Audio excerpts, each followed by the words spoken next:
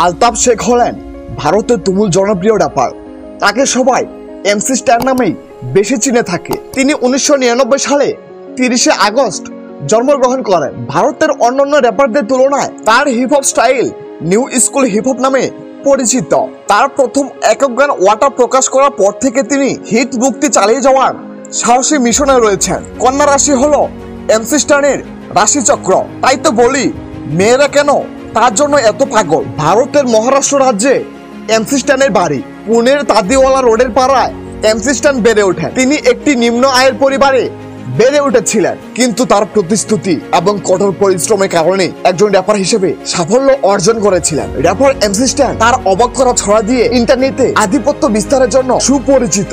তার গানের ব্যাপক ফলোয়ার রয়েছে। শীঘ্রই আপনি তাকে চলচ্চিত্রে অভিনয় করতে দেখতে পাবেন। প্রতিদিন তিনি আরো ভালো অবস্থানে যাচ্ছেন। র্যাপার এমসি স্টান ভিড়ের মধ্যে থেকে আলাদা হয়ে দাঁড়িয়েছিলেন, কারণ তিনি হিন্দি ভাষায় একটি ভিন্ন মিউজিক্যাল জেনার এবং র্যাপ ব্যবহার করেছিলেন। 2018 সালে তার ওয়াটা গান সাফল্যের পরে এমসি স্টান খোঁজা মাত নামে একটি গান এমুয়ে বান্তয়ের জন্য একটি ডিস্ক হিসেবে রিলিজ করেন। ওয়াটা এবং খোঁজা মাত প্রকাশের পর কিছু লোক তাকে নিয়ে মজা করতে শুরু করে, কিন্তু যখন তিনি আস্তাগফিরুল্লাহর মতো গান প্রকাশ করেন তখন অনেকেই এমসি স্টানকে সমর্থন করতে এবং বুঝতে শুরু করেন।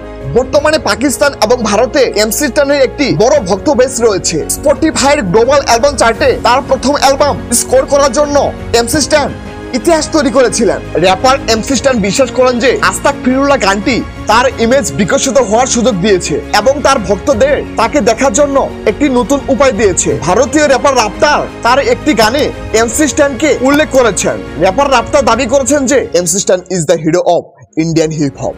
আরেক জনপ্রিয় র্যাপার ইক্কা সবসময় এমসি স্টানের সঙ্গীত পছন্দ করেন। এমসি স্টান এবং এমইএ বান্টার মধ্যে এখনো ডিস গেম চালু রয়েছে। পরিশেষে বলতে চাই, এমসি স্টান একদিন অনেক বড় ইন্টারন্যাশনাল কোলাব করবে। বন্ধুরা, আপনাদের কাকে বেশি ভালো লাগে, এমইএ বান্টাই নাকি এমসি স্টান? অবশ্যই কমেন্ট করে জানাবেন। বন্ধুরা, এখন জানিয়ে রাখছি, এখন থেকে আপনারা বিডি হিপ হপের পাশাপাশি ইন্টারন্যাশনাল সব ধরনের হিপ হপ আপডেট পাবেন। প্রতিনিয়ত বাংলা ভাষায় ইন্টারন্যাশনাল আপডেট পেতে আমাদের ইটস পূর্ণ আহমেদ চ্যানেলটি অবশ্যই সাবস্ক্রাইব করবেন। ধন্যবাদ সবাইকে।